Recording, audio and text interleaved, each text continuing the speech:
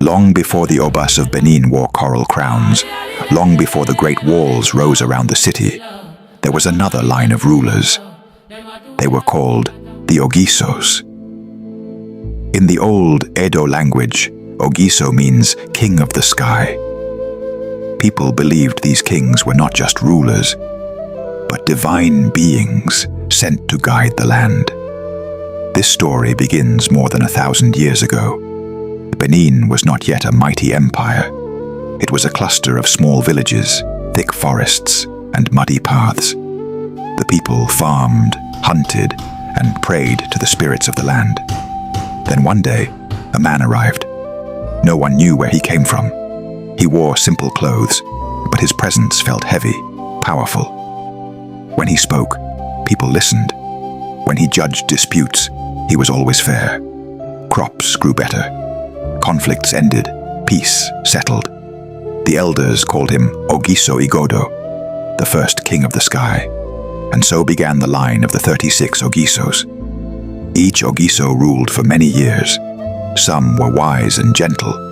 Others were proud and cruel. But all were believed to carry a spark of divine power. They built the first royal courts. They laid the early laws. They united scattered clans into one growing kingdom. Under the Ogisos, Benin slowly changed. Wide roads were cleared through the forest. Moats and walls were dug by hand. Markets formed. Craftsmen learned bronze casting and carving. Stories say the Ogisos could speak to spirits, that they dreamed of the future, that they could bring rain during drought. Whether true or not, one thing was certain. The people feared them. The people respected them. The people obeyed them. But power, even divine power, can rot. Generations passed. The Ogisos grew distant. They lived behind thick walls, surrounded by servants and rituals. Some forgot the people. Some became harsh. Taxes grew heavy. Punishments became cruel. Voices of complaint were silenced. Then came the last Ogiso. His name was Ogiso Owodo. Owodo was different. He was not brave. He was not wise. He was not loved. He ruled with fear, not respect. Worse still, he had no son, only a daughter.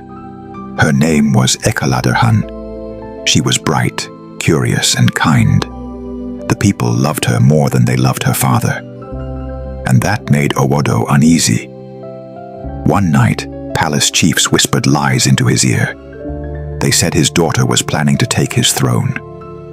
They said she was speaking to rebels. They said she wanted to end his rule. Blinded by fear, Owodo gave a terrible order.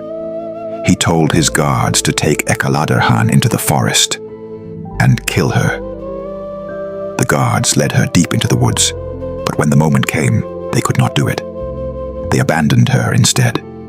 Alone, hungry, wounded in spirit, Ekaladerhan wandered for days, until she reached a strange land. Ile-Ife. There, she was taken in by villagers. Her beauty, her wisdom, her calm strength caught the eye of their king. They named her Oduduwa. She rose to power. She became queen. She became legend. Back in Benin, Ogiso Owodo waited for news of her death. It never came. His kingdom began to crumble. People lost faith. The chiefs rebelled. The people whispered that the gods had left him. Finally, Owodo stepped down.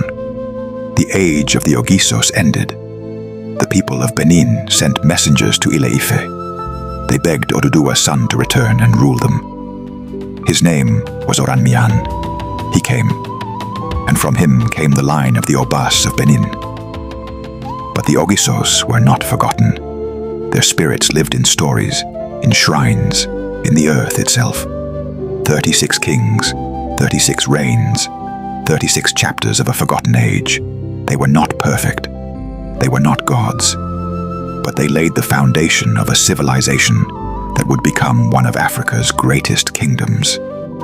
And even today, when the wind moves through the old forests of Benin, some say you can still hear their footsteps, the footsteps of the kings of the sky.